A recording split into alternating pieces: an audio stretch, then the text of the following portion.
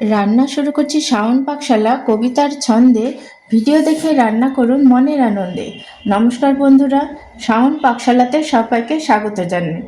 আজকে বানাবো আমি সবজির খোসা চচ্চড়ি। আমরা তো সবজির খোসাটা সাধারণত ফেলেই দেই, খাই না, সবজিটাই নিয়ে নিই। কিন্তু এই খোসা দিয়েও যে একটা অনবদ্য রেসিপি তৈরি করা যায় এবং খেতেও খুব সুস্বাদু হয়, সেটা আজকে করে আমি খেয়েছি বাড়িতে। সেজন্য আমি ভাবলাম খেয়ে খুব ভালো লাগলো, তাই ভাবলাম আপনাদের সাথে এই ভিডিওটা শেয়ার করি। তার জন্য আমি কয়েকটা সবজির খোসা নিয়ে নিয়েছি। একটু সবজি শুদ্ধ একটু ডিপ করে খোসাগুলো কেটেছি। এখানে নিয়েছি স্কোয়াশের খোসা, নিয়েছি ঝিরিঝিরি করে কেটে নিয়েছি।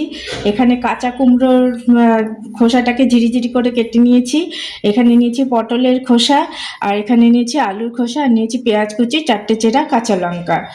আর এখানে নিয়েছি তিল আর চীনাবাদামটাকে আমি ড্রাই রোস্ট করে নিয়ে 5টা কাঁচা লঙ্কা দিয়ে মিহি পেস্ট তৈরি করে নিয়েছি। এখন আমি রান্নাটা করে নেব। সবজির খোসা চচ্চড়ি বানানোর জন্য আমি কড়াইতে সর্ষের তেল দিয়ে দিয়েছি। তেলটা এখন গরম হয়ে গেছে। এখন আমি এর মধ্যে ফোড়ন দিয়ে দেবো কালো জিরে আর একটা শুকনো লঙ্কা। দিয়ে দিচ্ছি চেরা কাঁচা লঙ্কা, দিয়ে দিচ্ছি পেঁয়াজ কুচি,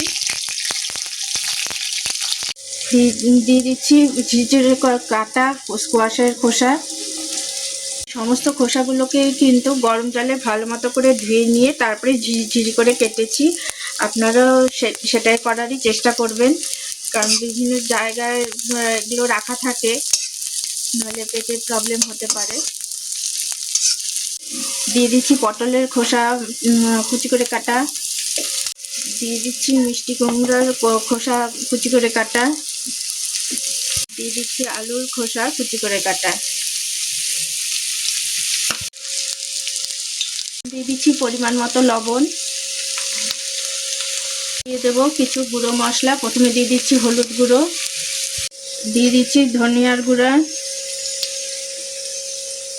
দিয়ে দিচ্ছি ঝাল লঙ্কার গুঁড়ো, দিয়ে দিচ্ছি কাশ্মীরি লঙ্কার গুঁড়ো। সমস্ত কিছু গুঁড়ো মশলার সাথে ভালো মতো করে খোসাগুলোকে মিশিয়ে নেব। আঁচটাকে মিডিয়ামে দিয়ে সমস্ত গুঁড়ো মশলার সাথে খোসাগুলোকে ভালো মতো করে মিশিয়ে নিয়েছি। এখন আমি এর মধ্যে দিয়ে দেব সাদা তিল আর চীনাবাদামের ড্রাই রোস্ট করা পেস্টটা। তিল আর চীনাবাদামের বাটাটার সাথে আমি সমস্ত সবজির খোসাগুলোকে ভালো মতো করে মিশিয়ে নেব। সমস্ত কিছুর সাথে ভালো মতো করে মিশিয়ে নিয়েছি। এখন আমি যে মিক্সির বাটিটার মধ্যে পেস্ট করেছিলাম সেই বাটি ধোয়া জলটা দিয়ে দিচ্ছি।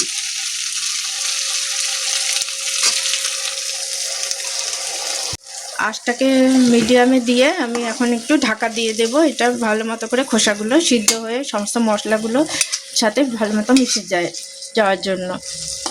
রান্নাটা আমার কমপ্লিট প্রায়। আমি শেষে দিয়ে দিচ্ছি একটু কাঁচা সর্ষের তেল। এটা খাওয়ার ইয়েটা আরও বাড়িয়ে দেবে, এনহ্যান্স করবে, খেতে খুবই ভালো লাগে। এটা আপনারা ভাতের সাথে, রুটি পরোটার সাথেও এটা অনায়াসে খেতে পারেন। আর খেয়ে ভালো লাগলে আমার চ্যানেলটিকে সাবস্ক্রাইব করবেন, লাইক করবেন, শেয়ার করবেন এবং কমেন্ট করে আমার পাশে থাকবেন।